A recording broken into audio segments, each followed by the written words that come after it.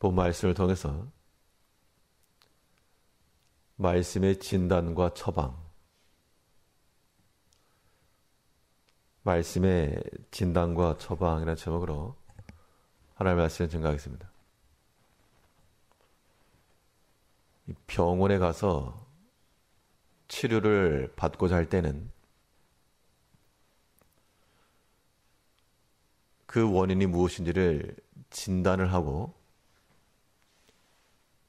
그에 맞는 것을 처방을 받아 치료하는 겁니다. 근데 만일 이러한 과정 없이 무턱대고 아무 약을 먹는다든지 아무 주사를 맞는다든지 그렇게 되면 회복이 될 리가 없고 또 진단은 정확히 받았는데 이 처방된 것을 제대로 복용하지 않으면 그 또한 효과를 얻을 수가 없습니다. 우리의 병든 몸이 회복하며 나아가려면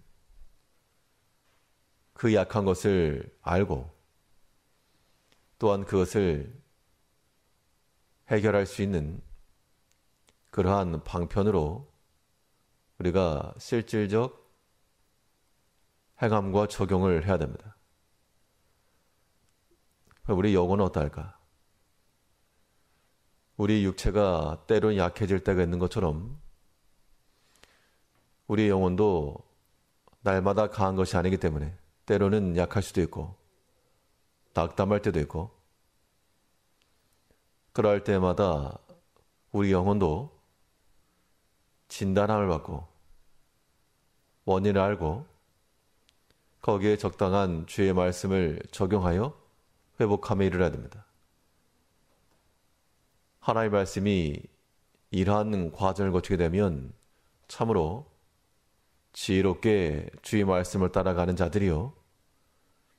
그렇지 않으면 하나님의 말씀으로 알려고도 하지 않고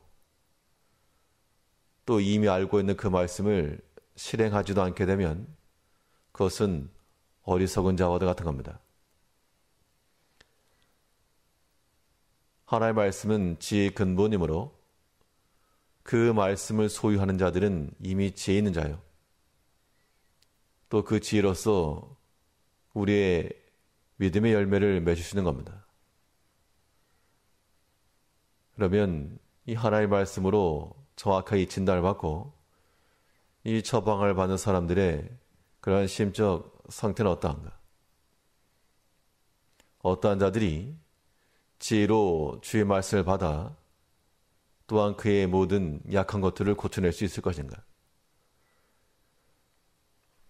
본 말씀을 더 살펴보시면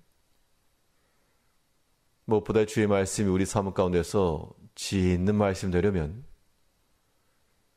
우리의 마음 상태가 항상 깨어있는 상태가 되어야 됩니다.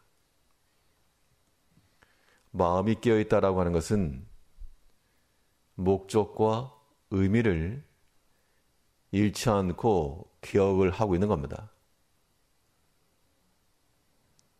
그런 자들이라야 하나님의 말씀이 우리 가운데서 우리 약한 것들을 찾아낼 수가 있고 고쳐낼 수 있는 겁니다.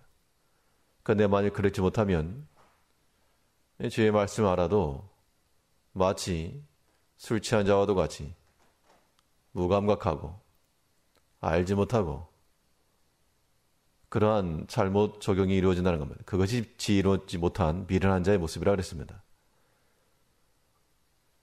오늘 보면 구절에서는 미련한 자 입의 잠언은 술 취한 자의 손에 드는 가시나무 같으니라. 잠언이라고 하는 것 자체가 지혜의 말씀인데 이것을 어리석게 사용하는 자들은 마치 술 취한 자와도 같아서 그의 마음이 이미 분별이 없고 또한 무뎌져 있으며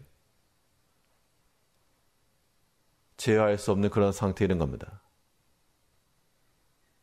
성경에서 말하는 바는 너희가 술 취하지 말고 깨어있어라.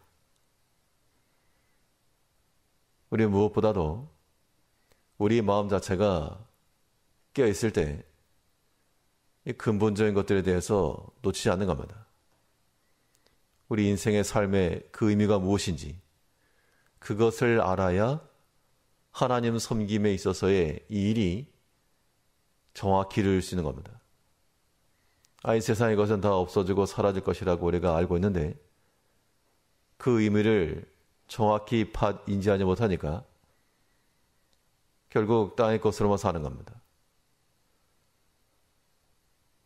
우리 인생이라고 하는 것 자체가 나중 결국 하나님 앞에 이를 것을 정확히 하는 이들, 이것을 놓치지 않게 되면 우리 마음은 마치 무뎌진 자와 같은 비틀비틀거리는 삶이 아니라 명확하고도 곧은 흔들림 없는 그러한 신앙인의 삶을 살아갈 수 있는 겁니다.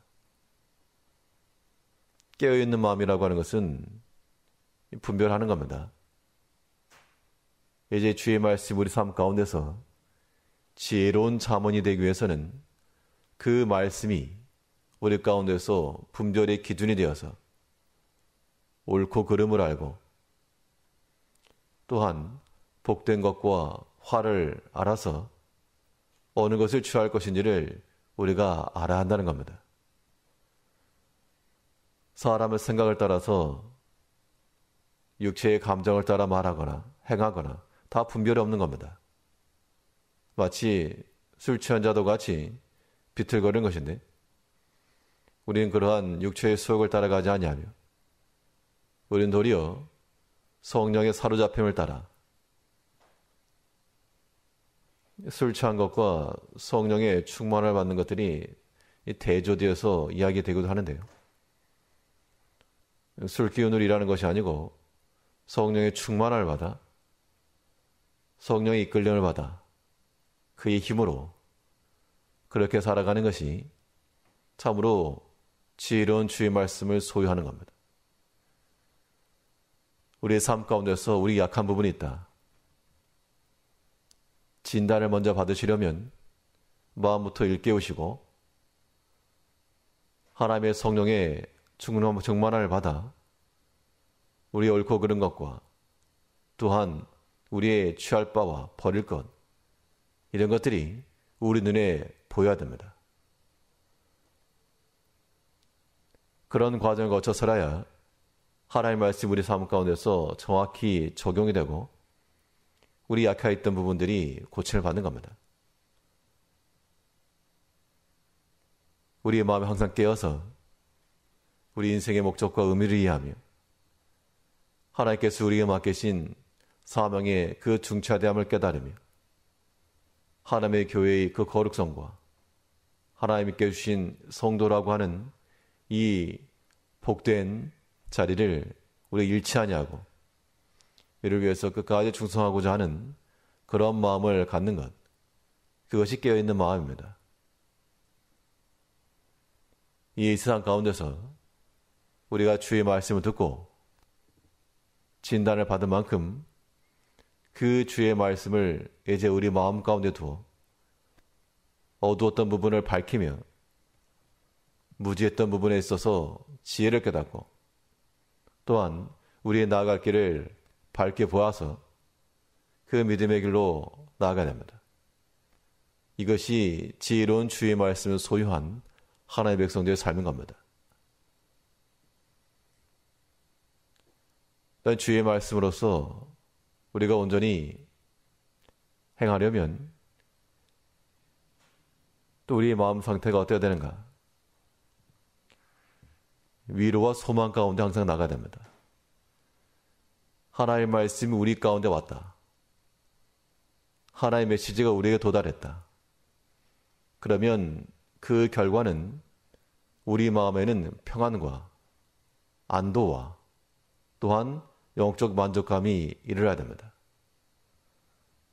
하나님께서 우리에게 복된 소식을 주시기 때문에 우리의 심령이 평안한 상태에 이르러야 되는데 그렇지 못하면 아무리 주의 말씀을 듣고 알고 그래도 우리의 마음이 여전히 평안이 없고 도리어 다툼이 일어나며 격동함을 받고 또한 싸우고 찌르는 그러한 모습이 있다는 것은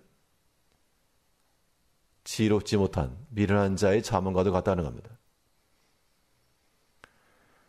그들 다시 보시면 미련한 자의 입의 잠언은 술 취한 자의 손에 든 가시나무 같으니라. 술 취한 자의 손에 든 가시나무라. 가시나무를 들었는데 온전한 정신이 아니다 보니 막 휘둘러대는 겁니다. 자기는 잘한다고 한 것이죠. 그런데 거기에 박혀있는 가시들이 또한 상함을 주는 겁니다. 하나님의 말씀이 우리 가운데서 우리를 고쳐내는 생명의 약이 되지 못하고 도리어 무감각한 자들, 쇠수거석한 자들, 사랑이 결여되어 있는 자들, 이러한 마치 술 취한 자와도 같은 심령 속에서는 그들이 알고 있는 지식의 말씀이 도리어 상함의 도구, 잔해하는 기가 된다는 겁니다. 우리가 알고 있는 말씀으로 얼마나 많은 사람들을 공격을 하고 내가 옳다 말하지만 그것을 상처를 입히고 그런 것들은 다 지혜롭지 못한 잠언입니다. 이제 우리의 모든 말과 행실이 찌르는 것이 아닌 평안과 소망이 이르러야 됩니다. 그러려면 우리의 말과 행실을 통해서 먼저 자기 자신의 마음에 평안함이 있어야 되고 사랑함이 있어야 되고 섬김이 있어야 되고요. 그렇지 않고 행하는 것들은 때리면서 나도 아픈 겁니다.